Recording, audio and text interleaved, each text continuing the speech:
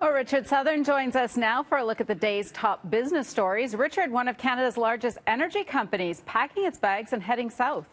It's big news, Audra. This company, almost as old as Canada itself. It's Encana, a big oil and gas giant based out of Alberta.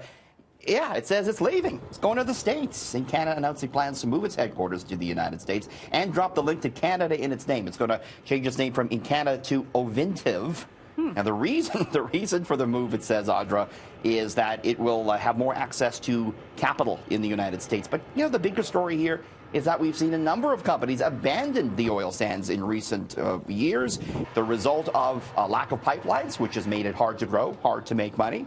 The government of Sir John A. Macdonald back in the 1880s gave Canadian Pacific the right to drill along their railway route. They found gas in Alberta. That eventually led to the creation of Canada. So it's a legendary company, but now they're getting out of Dodge, Audra. Yeah, not good news. Not really. No, not at all. Well, it is good news, I guess, for the kids. One of the best nights of the year for them. But Halloween also grown into a huge moneymaker for businesses. Yeah, I didn't realize how big until I was looking into this today. But Halloween is now a billion-dollar industry in Canada.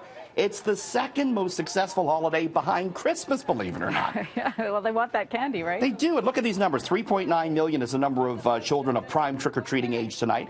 80,000 tons of pumpkins produced in Canada every year. It's an almost $26 million industry. 550 million, the amount of candy sold every October, which does lag behind December. 70 million is the amount we spend on costumes every Halloween, and 95 million, the amount we spend on food and drink for Halloween. Here's my favorite stat, Audra.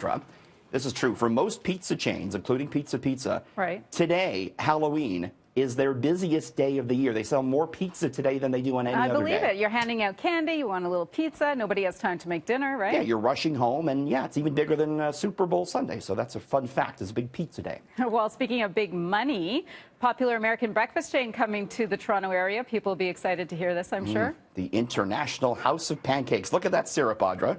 You like flapjacks? I do, yeah. Who doesn't?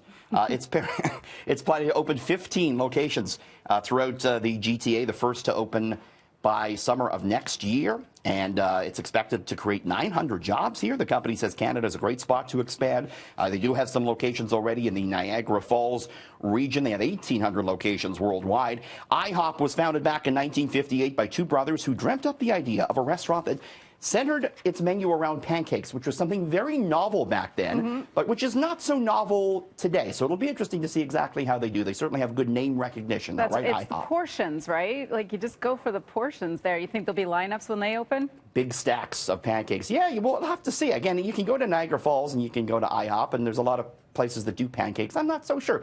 Maybe on Uber Eats they might do well with everyone ordering a hangover breakfast, Audra. Well, if you made everybody hungry and they're going to drive to Niagara now, what's happening with the gas prices tonight, Richard? It's going to cost you a little bit less. We're going down 1 penny tonight. Gas to fall a penny. And stay tuned, Audra, coming up just after 6:30. Some more interesting Halloween news. We're looking at the origins of Halloween and the history behind some of the candy that you'll be handing out or perhaps eating tonight. Sounds good, Richard. We'll check in with you again next hour. See you soon.